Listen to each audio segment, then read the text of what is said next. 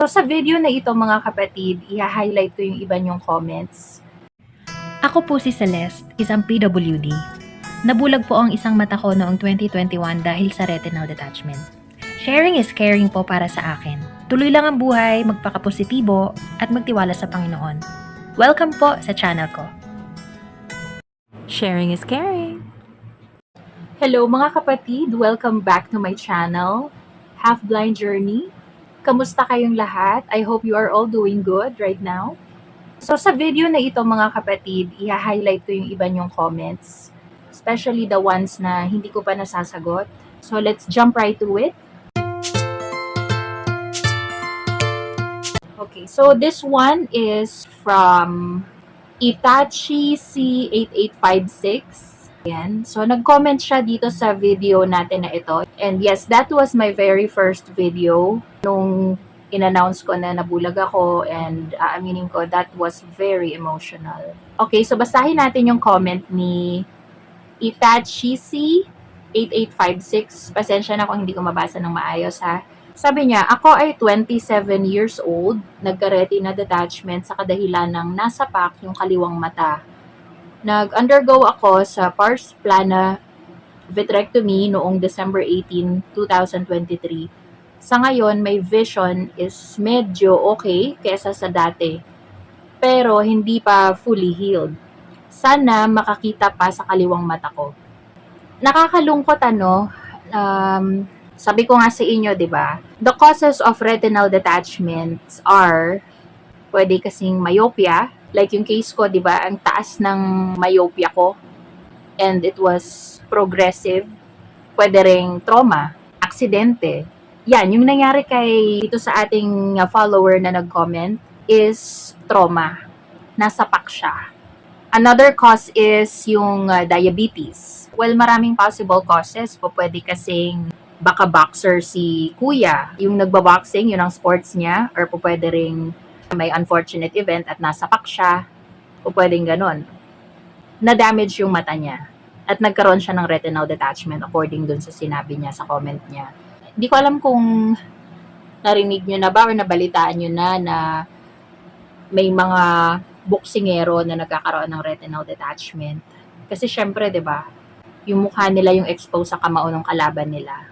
Hindi ko maalala kung sino yung boxer na lately na dapat makakalaban siya ni Manny Pacquiao. Hindi siya very recent, pero dapat makakalaban siya ni Manny Pacquiao, but because nagkaroon siya ng retinal detachment, hindi na siya yung nakalaban ni Manny. And then Manny ended up fighting another boxer and natalo siya nung boxer na yon. Hindi ko naalala mo di ko sino yun. Yun. Very exposed yung mga boksingero sa ganito, sa retinal detachment. Again, any trauma na po pwedeng maranasan ng ating mga mata, danger yan. Po pwede tayong magkaroon ng retinal detachment. Hindi ko rin alam kung na-encounter nyo na ba na may nabalitaan kayo na may mga vehicular accidents or yung mga aksidente sa kalsada, nabangga yung sasakyan nila and then nabulag yung pasahero. Maraming ganyan, especially in the States, in the United States, may mga ganyang eksena kadalasan eh.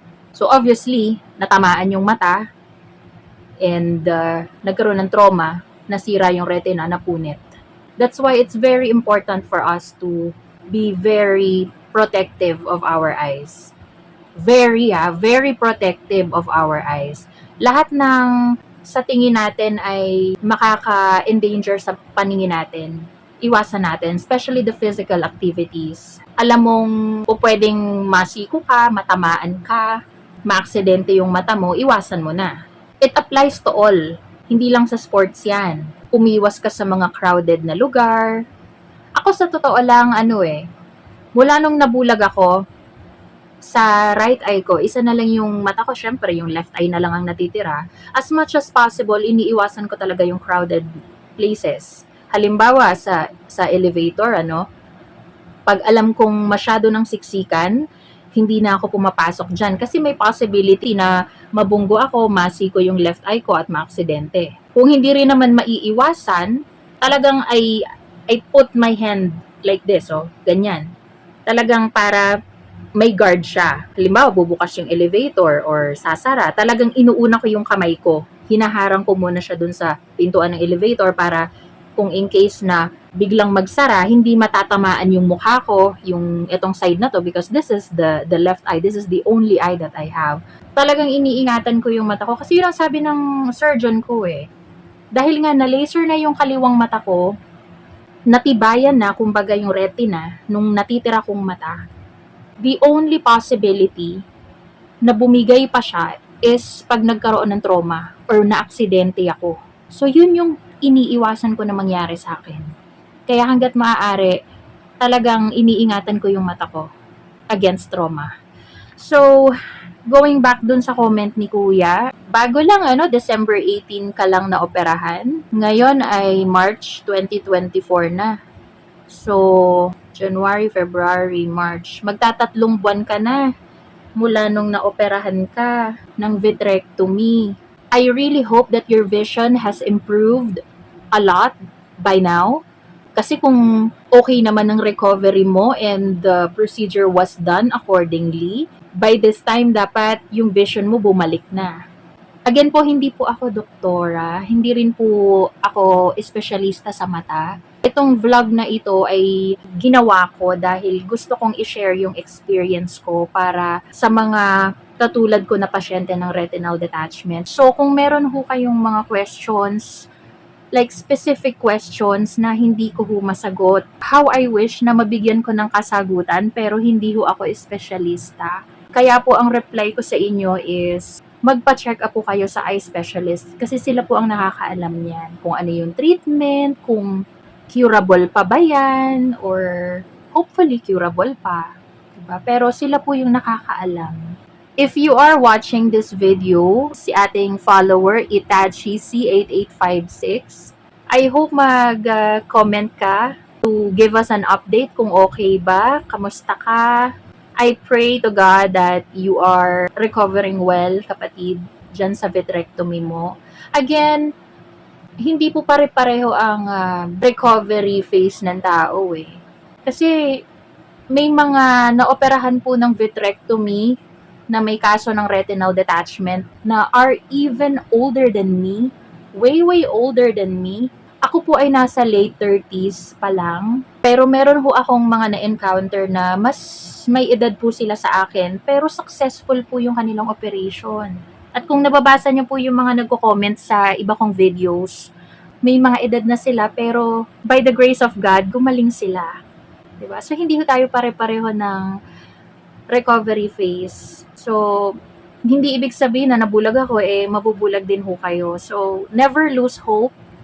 Again, yung lagi kong pinapaalala sa inyo, kung kayo po ay nag-undergo ng operation, follow the instructions of your physicians religiously. Like, talagang sundin nyo lahat ng sinasabi nila. Kasi vital yan para sa ikagagaling ninyo. Lalo na sa vitrectomy, kung face down position din yung ipinagawa sa'yo, kapatid. Kasi may gas bubble na ilalagay doon sa ating mga mata. Kaya tayo pinapa-face down position ng doktor natin. Yung vision natin right after the surgery, may parang bilog na bubble sa loob na gumagalaw-galaw, na makintab. Kung makaka-relate yung iba sa inyo. Eventually, as you recover, as days go by, mawawala yung gas bubble na yun Iimpis yun, malaki siya sa umpisa and then liliit ng liliit hanggang sa gumaling ka na. When that gas bubble disappears, like totally disappears, dun na mag-uumpisa na mag-recover yung vision mo. Unti-unti ka na ulit makakakita. Dapat ganun yung mangyari. Again, follow your physician's instructions talaga. Importante yan. Mga kapatid, I will try to answer all of your questions hanggat kaya ko. But I think you know and you understand that meron din kasi akong trabaho. Pero, yun nga, I will do my best. Hopefully, masagot ko yung mga questions nyo sa pamamagitan ng video. Maraming salamat sa inyo. And again, care for our eyes.